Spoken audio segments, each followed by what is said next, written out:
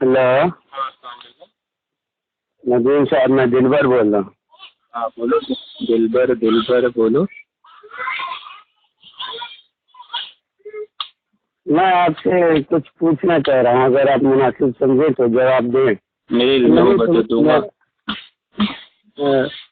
ایک شعر ہے، حب الصحابتی کلہم لمحبت ومودۃ القربا بہا اتوسل. تمام صحابہ کی محبت میرے لیے میرا مذہب ہے، اور رسول اللہ صلی اللہ علیہ وسلم کے رشتہ داروں کے سبب سے میں وسیلہ تلاش کرتا ہوں. تو یہ صحیح ہے یا غلط؟ کون لکھا ہے یہ شعر؟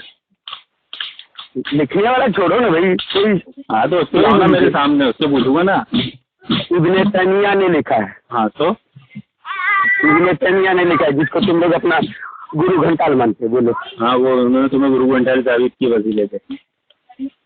ابن تیمیہ نے اپنی کتاب نے کتاب الوسیلہ میں تمہارے وسیلے کو کافر والا بتایا. ابن تیمیہ نے اس کو وسیلہ لکھا.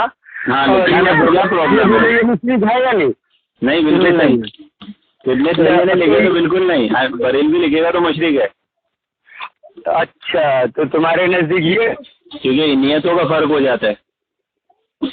ذریعہ نیتوں کا فرق ہو جاتا ہے. نیتوں کا جب امام ابن تیمیہ لکھیں گے تو وہ شرک نہیں ہے، اور بریلوی لکھیں گے تو شرک ہو جائے گا، کیونکہ نیتوں کا فرق ہے.